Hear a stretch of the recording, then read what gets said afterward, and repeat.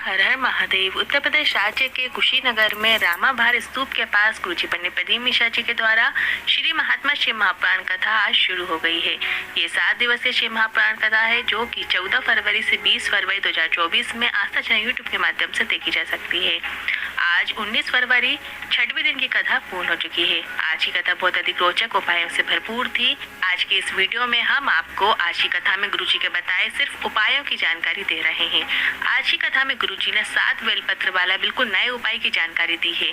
आज की कथा में गुरुजी ने वट वृक्ष वाला विशेष व्यापार वृद्धि उपाय की जानकारी दी है। आज की कथा में गुरुजी ने कंकर शंकर से जुड़े विशेष उपाय की जानकारी दी है। इसके साथ ही इस वीडियो के अंत में कल 20 फरवरी को आ रही जया एकादशी का विशेष धन प्राप्ति उपाय की जानकारी आपको इसी वीडियो के माध्यम से देंगे।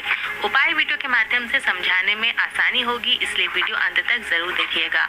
आज 19 फरवरी कुशीनगर में श्री महात्मा शिव महापुराण कथा में 6वें दिन की कथा में गुरुजी ने कुल 5 उपायों की जानकारी दी है। सभी जानकारी आपको इसी वीडियो के माध्यम से प्राप्त होने वाली है। किसी कारणवश यदि आपने आज की कथा नहीं सुन पाए हैं तो पूरी कथा का रसद आपको एक छोटे से वीडियो से प्राप्त होने वाला है। तो बढ़ते हैं आज की कथा के पहले उपाय की तरफ।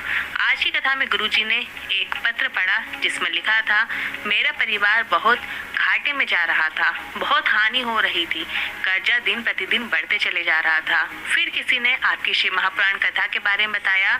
मैंने कथा का श्रवण करना शुरू किया और आपके बताए अनुसार वट वृक्ष वाला उपाय किया। बाबा की कृपा से मेरा व्यापार दिन दूना रात चौगुना बढ़ गया है।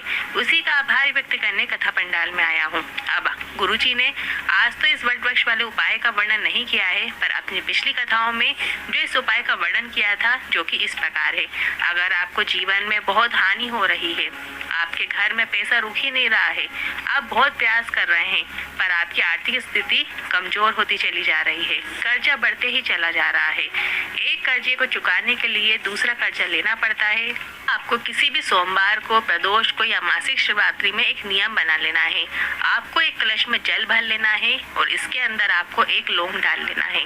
लौंग आपको ऐसी लेना है जो पूर्ण हो, जिसमें फूल बना होता है वो पूर्ण तरीके से फूल उसका बना हुआ हो, वो खंडित नहीं होनी चाहिए। एक साबुत लौंग आपको उस जल कलश के अंदर डाल लेना है।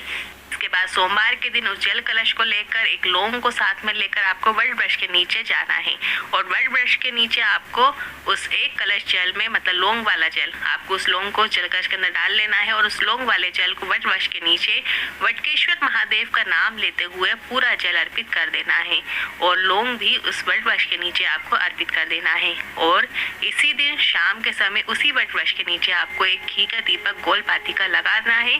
साथ ही भोग रूप में आपको एक लौंग अर्पित कर देना है। मतलब सुबह आपको लौंग वाला जल वट वृक्ष के नीचे अर्पित करना है वटकेश्वर महादेव का नाम लेते हुए, और उसी दिन शाम के समय आपको एक घी का दिया लगाना है। साथ ही आपको भोग के रूप में एक लौंग अर्पित करना है। वटकेश्वर महादेव से निवेदन कीजिएगा कि मेरा कर्जा बढ़ता चला जा रहा है, घर में लक्ष्मी नहीं आ रही है, सारी चीजें आपको कह देना है। यदि आप नहीं भी कहेंगे तो बाबा सब समझते हैं। कम से कम 4 से 5 सोमवार आप ये उपाय जरूर करके देखिएगा, आपको लाभ जरूर देखने को मिलेगा। हैं आज की कथा की दूसरी मुख्य जानकारी की ओर। गुरुजी ने कुबरेश्वर धाम सीहोर, जो कि सभी ज्योतिर्लिंगों के मध्य में है, वो साधारण नहीं है, ये कंकर शंकर की धरा है। और अगर आपने सीहोर कुबरेश्वर धाम में आकर कंकर शंकर की पूजन की है और उस कंकर को अपने घर में ले जाकर उसका पूजन करते हैं, तो आप देखिएगा 4 से 6 महीने में जो कंकर आपने सीहोर कुबरेश्वर धाम से लाए हैं, जिसका आप पूजन कर रहे हैं, उसमें आप भोलेनाथ का प्रतिबिंब अवश्य नजर आएगा। करते हैं अगली तीसरी मुख्य जानकारी की ओर।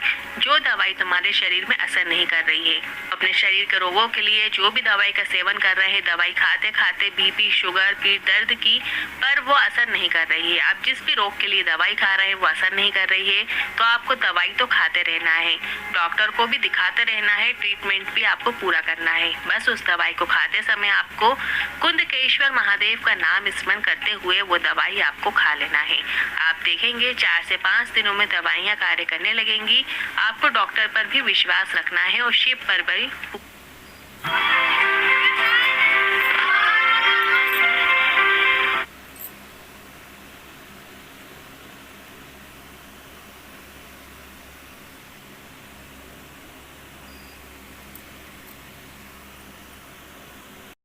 बढ़ते हैं आज की कथा की चौथी मुख्य जानकारी की ओर। अगर आपको लगता है शिवलिंग पर जल चढ़ाना है या नहीं, अगर आपको लगता है शिवलिंग पर चढ़ी बेलपत्र खाना चाहिए या नहीं खाना चाहिए, अगर आपको लगता है शिवलिंग को घर पर रखना चाहिए या नहीं रखना चाहिए, अगर आपको थोड़ा भी संदेह है, मतलब थोड़ा भी आपको मन में संदेह है, तो आप गीता प्रेस गोरखपुर की शिव महापुराण को लाकर उसका अध्ययन कर सकते हैं। उसमें सब कुछ लिखा है, सब वर्णित है। आप शिव महापुराण कथा की विदेश्वर संहिता में आपको सबका वर्णन मिल सकता है, आप सारा वर्णन उसमें पढ़ सकते हैं। कई लोग कहते हैं हमारे यहाँ जो कंकर शंकर है या जो शिवलिंग है उसके टुकड़े हो गए हैं या वो टूट गया है, तो उसमें आपको एक बात याद रखना चाहिए, शंकर का शिवलिंग कभी भी खंडित नहीं होता, वो अखंड है। उसमें कितने ही टुकड़े हो जाएं, अगर 10 टुकड़े हो जाएं तो भी वो दशेश्वर महादेव है, और अधिक टुकड़े हो जाएं तो वो सहस्त्रेश्वर महादेव है। और हर घर में शिवलिंग होना ही चाहिए, और जिस घर में शिवलिंग नहीं होता है उस घर में जल, अन्न और अग्नि में शुद्धता का भाव नहीं रहता है। तो घर में आप एक कंकर शंकर जरूर रखिएगा, घर में शिवलिंग जरूर रखिएगा। तो हैं आज की कथा के 5वें उपाय की ओर। ये बहुत ही विशेष उपाय है, नया उपाय है जो कि आज की कथा में गुरुजी ने बताया है। 7 बेलपत्र वाले नए उपाय की जानकारी देते हुए बताया है गुरुजी ने, अगर आपके घर में बहुत अधिक पैसों की दिक्कत है, आपके पति बहुत मेहनत करते हैं, बहुत प्रयास करते हैं, पर घर में पैसा आ ही नहीं रहा है, या आप कुबेश्वर धाम जाना चाहते हैं पर आपके पास कुबेश्वर धाम जाने के लिए भी पैसे नहीं है, या आप कुबेश्वर धाम जाकर वहां पर बिस्किट बांटना चाहते हैं, थोड़ा सा दान करना चाहते हैं, पर आपके पास उतनी गुंजाइश नहीं, उतना पैसा नहीं है, तो आप इस उपाय को जरूर कीजिएगा। गुरुजी ने कहा है कैसे भी आपकी स्थिति क्यों ना चल रही हो, आपकी स्थिति में सुधार देखने को जरूर मिलेगा। बस आपको इस उपाय को करने के लिए 7 बेलपत्र की आवश्यकता होगी। उसमें से 7 बेलपत्र जब आप घर से लेकर निकलोगे तो सबसे पहले एक बेलपत्र आप अपने घर के रसोई घर में, जहाँ पर आप पानी भर के रखते हो, पानी का मटका रखते हो, टंकी रखते हो, बाल्टी रखते हो, पानी का जो भी पात्र आप भर कर रखते हो जिसमें से घर के सभी सदस्य पानी पीते हैं, उस मटके के ऊपर आपको एक बेलपत्र उसी के पास में नजदीक में आपको रख देना है, या आप किसी कटोरी में भी रख सकते हैं। इसके बाद उस पानी के पात्र में से जिसमें से आपने बेलपत्र रखी है, उसी पानी के पात्र में से आपको एक कलश जल भर लेना है, और इसके बाद वही कलश और 6 बेलपत्र लेकर आपको शिव मंदिर के लिए निकल जाना है।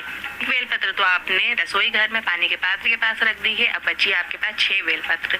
तो जब आप जाएंगे तो 6वें नंबर की जो बेलपत्र है वो आपको बेलपत्र के वृक्ष के नीचे चढ़ा देना है, अर्पित कर देना है, और इसके बाद जो कलश का थोड़ा सा जल है वो आपको बेलपत्र के नीचे चढ़ा देना है, अर्पित कर देना है। श्री शिवाय नमस्तुभ्यं मंत्र का स्मरण कीजिएगा। पूरा जल आपको नहीं चढ़ाना है, जल आपको थोड़ा सा चढ़ाना है और बाकी का जल आपको कलश में बचा लेना है। इसके बाद आपको शिव मंदिर पहुंच जाना है। इसके बाद 5वें नंबर की बेलपत्र आपको नंदी का जो उठा हुआ चरण होता है, शिव मंदिर में जहाँ नंदी विराजमान है सबसे पहले आपको वहां पहुंच जाना है, और नंदी का उठा हुआ चरण जो होता है, आप देखेंगे दोनों चरण में से एक चरण उठा हुआ है, तो वहीं पर ही आपको चरण के पास वो बेलपत्र चढ़ा देना है। और इसके बाद 4थे नंबर की बेलपत्र माता अशोक सुंदरी के स्थान पर अर्पित कर देना है। इसके बाद थोड़ा सा जल माता अशोक सुंदरी के स्थान पर अर्पित करना है, और इसके बाद 3रे नंबर की बेलपत्र आपको माता पार्वती के हस्त कमल में अर्पित कर देना, मतलब जो गोलकटी भाग है वहां पर अर्पित कर देना है, और थोड़ा सा जल आपको अर्पित कर देना है। अब इसके बाद 2रे नंबर की बेलपत्र आपको शिवलिंग के ऊपर अर्पित कर देना है।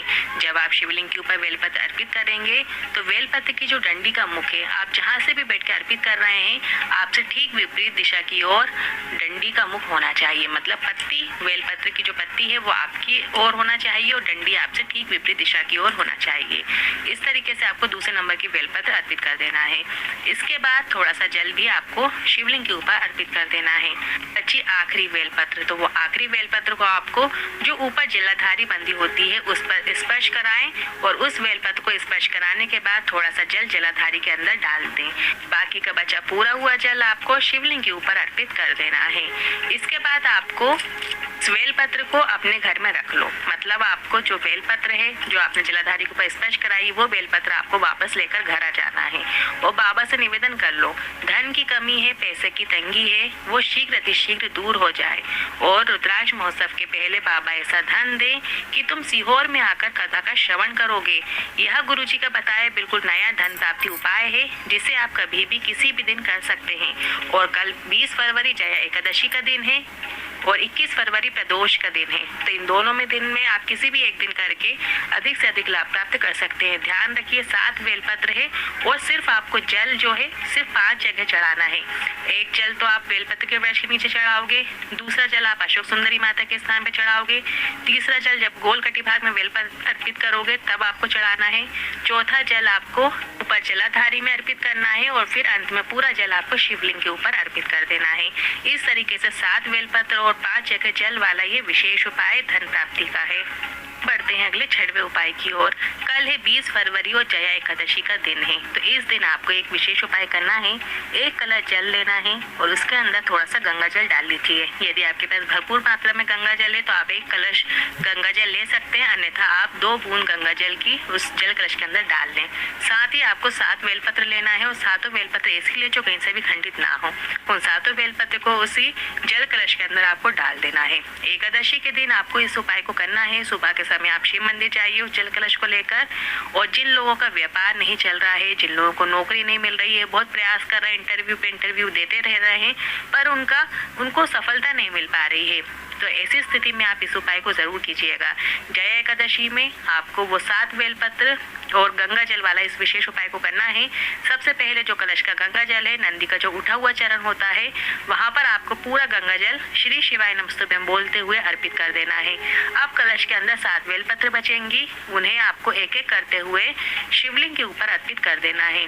जब आप शिवलिंग के ऊपर बेलपत्र अर्पित करेंगे तो आपसे ठीक विपरीत दिशा की ओर आप बेलपत्र की डंडी रखें या फिर जलाधारी की ओर भी आप रखते हुए अर्पित कर सकते हैं और श्री शिवाय नमस्तुभ्यं मंत्र का स्मरण कीजिएगा।